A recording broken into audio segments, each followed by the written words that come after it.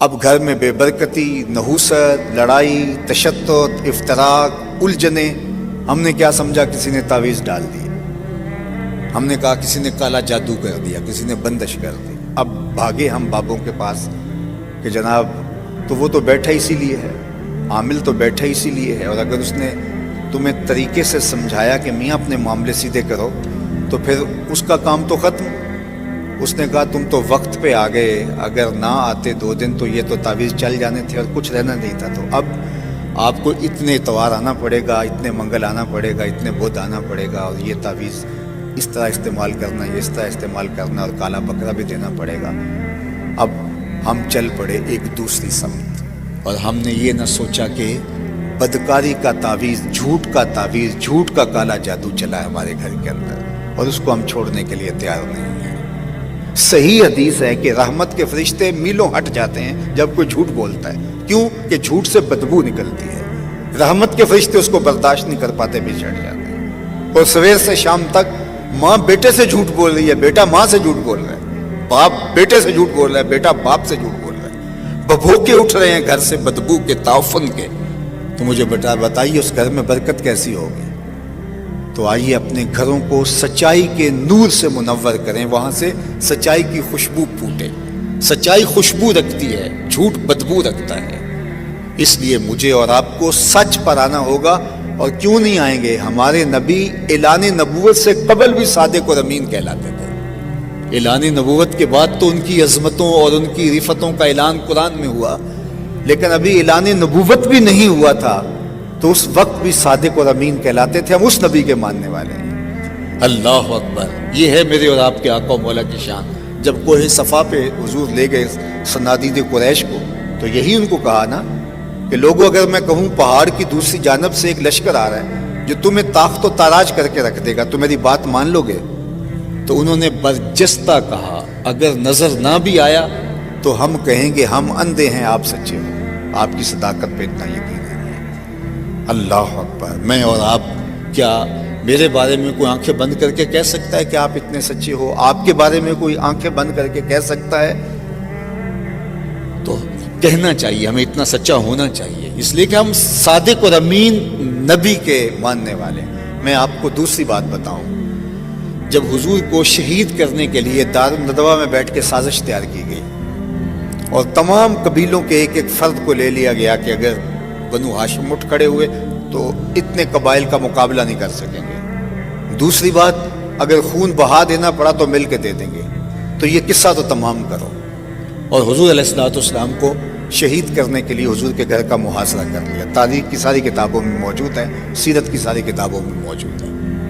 لیکن وہی موجود ہے جہاں یہ لکھا ہے، وہاں یہ بھی لکھا ہے کہ حضور حضرت علی المرتضیٰ رضی اللہ تعالیٰ عنہ کو اپنے بستر پہ لٹاتے ہیں اور وصیت کرتے ہیں کہ علی تم صبح اٹھنا، لوگوں کی امانتیں واپس کر کے تم بھی مدینے چلے آنا.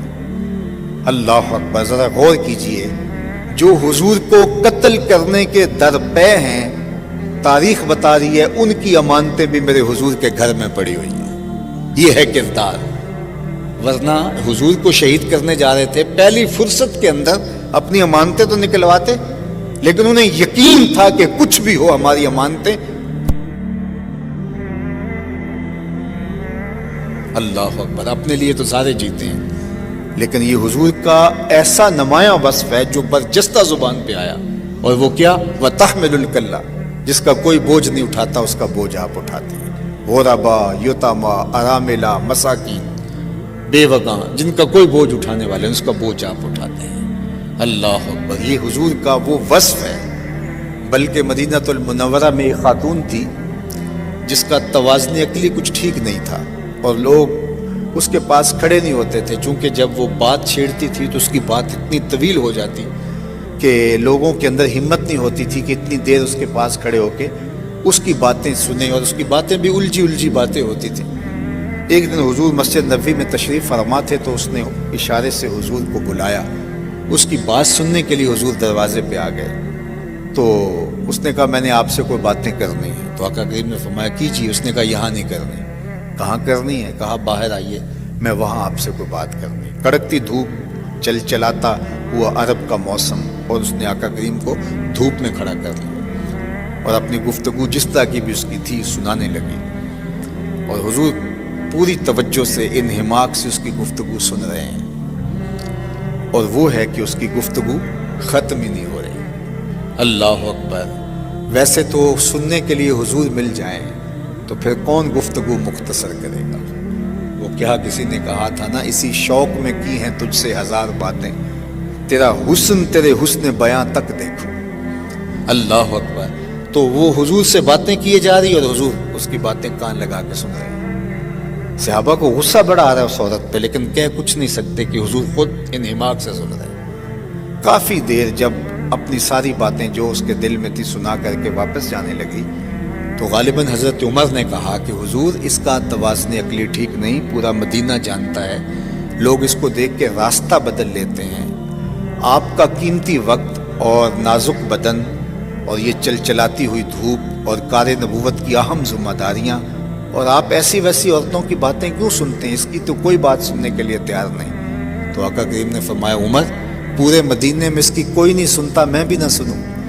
اور پھر اس کو بلا کے کہا بڑھیا جب دکھڑے زیادہ ہو جائیں جہاں مرضی محمد کو کھڑا کر کے اپنی باتیں سنا لیا کرے، ایک تو ہی ہوتے ہیں میری آساں دا سہارا، دس کنوں کراں جے تینوں نہ کراں یاد۔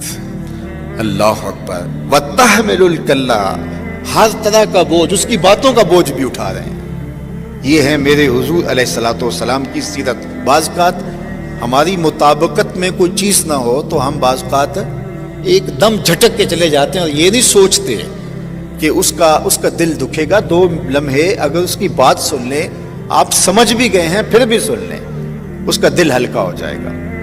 ایک بزرگ تھے، تو ایک دفعہ میں کسی پرانی جگہ پہ گیا تو وہاں کتبے لگے ہوئے تھے، تو وہاں ابو الخیر علیہ رحمہ کا ایک ربائی لکھی تھی، خداوندہ چنا کن کہ پریشان نہ شوم، یہ ربائی لکھی تھی۔ تو میں نے وہ لکھ لی، نوٹ کر لی۔ تو جب ان بزرگوں کے پاس میں گیا تو وہ فارسی کا بڑا مذاق اچھا رکھتے تھے، تو میں نے سوچا کہ ان کو سناؤں گا، خوش ہوں گے۔ تو وہ بوڑھے بزرگ تھے، تو میں نے ان کو وہ فارسی کی وہ ربائی سنائی، حکیم عبد الحی رحمۃ اللہ تعالیٰ علیہ۔ تو مرے کالج سیالکوٹ کے پرنسپل صاحب وہ ان کی خدمت میں یوں آ کے بیٹھتے تھے اور اپنا بقیہ وقت وہیں گزارتے تھے۔ تو غلام علی صاحب بھی پاس بیٹھے تھے، تو میں بالکل نوعمر تھا، تو میں نے بڑے شوق سے یہ ربائی ان کو سنائی۔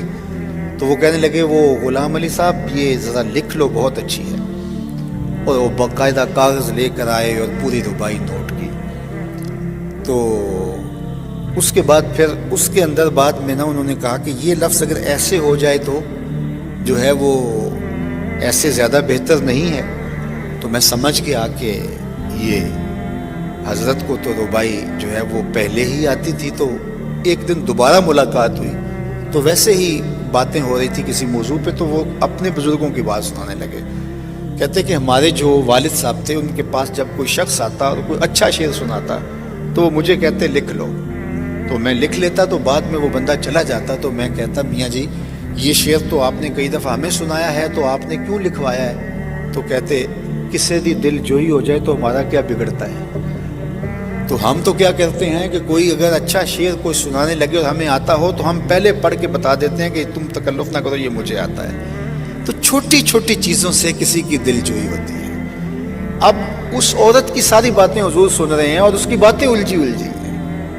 یہ اعلیٰ اقدار زندگی سے کہتے ہیں، حسن سے کہتے ہیں، جمال سے کہتے ہیں، خوبصورتی سے کہتے ہیں۔ آپ اور میں کس کو خوبصورتی کہتے ہیں؟ ان چیزوں کا نام سیرت ہے، ان چیزوں کا نام کردار ہے۔ لوگوں کی دل جوئی کرنا، شکستہ دلوں کو جوڑنا، لوگوں کی ضروریات کا خیال رکھنا، کسی کا دکھڑا سن لینا۔ تمہارا کندھا اگر کسی کو رونے کے لیے دستیاب ہو جائے، کوئی تمہارے کندھے پہ سر رکھ کے رو کے اپنی بڑاس نکال لے، تو اس سے اور کیا بہتر مصرف اس کندھے کا ہو سکتا ہے؟ لیکن تم نہ کسی کا درد سن سکو، نہ کسی کے پاس بیٹھ سکو، ہر وقت نشے کے اندر گھومتے رہو، یہ زندگی نہیں ہے۔ زندگی خود غرضی کا نام نہیں ہے، زندگی اوروں کے لیے جینے کا نام ہے۔ وَتَحْمِلُ الْكَلَّ، جس کا کوئی بوجھ اٹھانے والا نہیں، اس کا بوجھ آپ اٹھاتے ہیں۔ اور پھر چوتھا وصف حضور کا بیان کیا، وَتَقْسِبُ الْمَعْدُومِ، جس کا کوئی کمانے والا نہیں، اس کے لیے آپ کمائی کرتے ہیں، اس کی ضرورت آپ پوری کرتے ہیں۔ یہ زندگی کی خوبصورت تعبیر ہے. زندگی کہتے اسے اوروں کے لیے جینا، اوروں کے لیے کمانا، اپنے لیے تو سارے لوگ جیتے ہیں. یہ انسان ہی ہے جو صرف اپنے لیے خود غرضی کی زندگی گزارتا ہے، ورنہ پوری کائنات میں نظر دوڑا کر کے دیکھ لو، یہ درخت خود دھوپ میں جلتے ہیں اور اپنے چھاؤں میں اپنی سائے میں بیٹھنے والوں کو آسودگی فراہم کرتے ہیں. درختوں نے اپنا پھل آج تک کبھی خود نہیں کھایا، اوروں کو دان کرتے ہیں. جانور دودھ دیتے ہیں، خود نہیں پیتے، اوروں کو دان کرتے ہیں. یہ پوری کائنات کا نظم اس طرح چل رہا ہے. یہ انسان ہی خود غرض ہے.